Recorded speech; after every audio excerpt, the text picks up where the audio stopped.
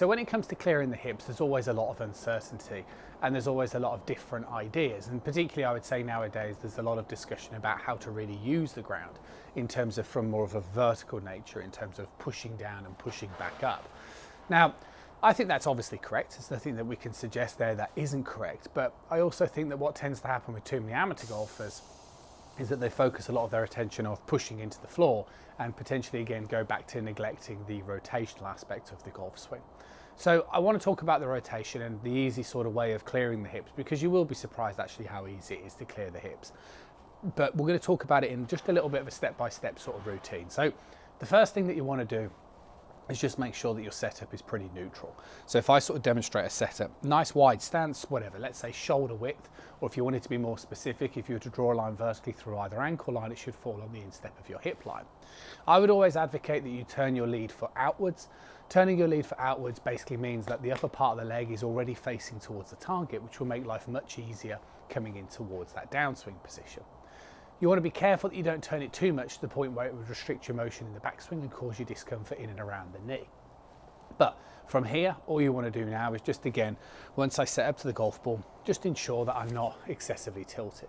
One of the common problems that I tend to see with a lot of golfers is they get too tilted like so in the backswing, and this then inhibits their ability to rotate. Get yourself nice and neutral, similar to what I'm demonstrating here. And if you want, you can favour slight with a bit of weight on that lead side would be absolutely fine.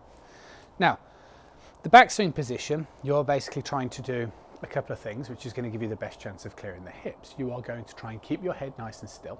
You are going to trigger rotation whilst maintaining hip depth. And you're also going to do your best to try and rotate, should we say, to about 90 degrees in that backswing position. So let's just quickly summarize those. So the idea of the head staying still is that, well, if my head moves, it's going to affect my shoulder position and it's going to make me move off the ball and turn too flat. This is sometimes, I would coin this term as turning over the leg instead of more this way, which is a more centralized pivot. Reference hip depth, this is just again an awareness thing that I work on with students, getting that right hip moving back. So you're retaining hip depth is absolutely key. Instead of again moving more this way where you're turning over the leg, we want to try and move more this way where you're turning again correctly. Now the reason why the amount of rotation is potentially important to a degree is because sometimes golfers tend to think, well, if I'm working on my rotation in the downswing, I'll just rotate less in the backswing position, which theoretically would make it easier. But the problem that you've got is the sequence. So if I restrict too much of my body motion in the backswing position and I don't turn my shoulder, say, to 90 degrees, well, then as you start the downswing, you'll be forever fighting over the top. So again, if you can blend those three things together, that's what I generally work with my students. You're going to get yourself into a decent enough backswing position to be able to start working on that progress. Okay, so it's worth checking those things because, like I say, most golfers that struggle with rotating in the downswing often have bad posture or a bad backswing pivot. What are you looking to do in the downswing? Well, I would kind of do the same sort of process. I would sort of start off by just working on your downswing rotation. When you're doing this, just allow literally your chest, your pelvis and the upper part of your lead leg to face completely towards the target. Even if that means that you spin the lead foot, that's absolutely fine as well, but it's absolutely paramount that you trigger enough rotation. The last thing you want to be doing is working on your downswing rotation and just doing something like this because it's just not enough. And what I mean by not enough is, again, it's within sequence, but the problem that I tend to see in most amateurs is that they underestimate when the pro finishes the swing how much they are actually facing towards that target. And that's going to require obviously a lot of rotation. And the only way you're going to get that is by allowing this lead leg to function in the manner that I've discussed. So you would start to work on that first and foremost and just build an awareness for that. I think the easiest thing to do, and excuse the angle, but I do think it kind of showcases it best, is that then you could start to sort of practice swinging back. And then as I start my downswing, if you kind of watch my lead hip, so I'm going to simultaneously pull my left hip back in a rotational manner. Okay, so that means I'm pulling my left hip back as I'm rotating to the left, but can you see the way that as I come through, see the way the left hip again comes back behind, back into my center line of my stance. And that would be, again, what you're really looking for when it comes to clearing the hips. Is that's why when we tend to see the pros, they tend to look more this way through that impact zone. A lot of amateurs tend to get stuck on that lead side a little bit too much. So it's worth considering at that point in time.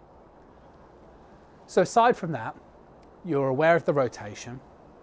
You've got to try and get the feeling of when you're doing the rotation, feeling like the lead hip is moving back. You don't want to try and rotate where you're finishing too much over the leg, because again, you're just going to get massively stuck on that side.